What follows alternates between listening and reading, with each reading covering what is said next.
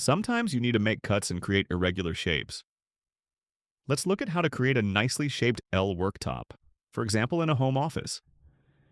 Imagine we have a desk with two cabinets on the right side and one drawer cabinet on the left, and we want to stretch an L-shaped worktop across the top.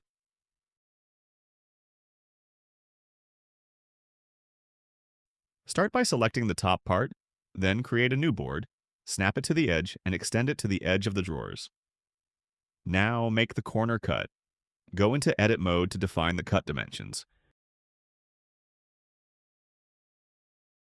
Switch to Face mode, select the face, and press G followed by Y to move it along the Y axis.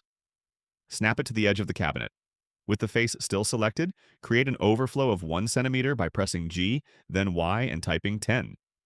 In Move mode, millimeters are the default units.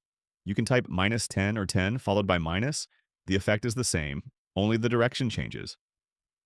Repeat this process for the other edges so we have consistent overflows.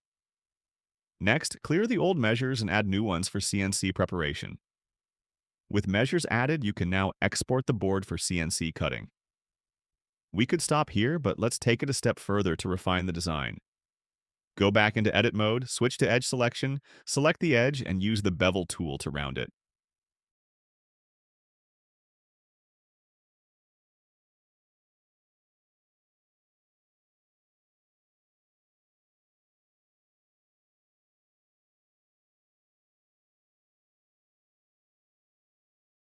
Repeat the process for the opposite corner.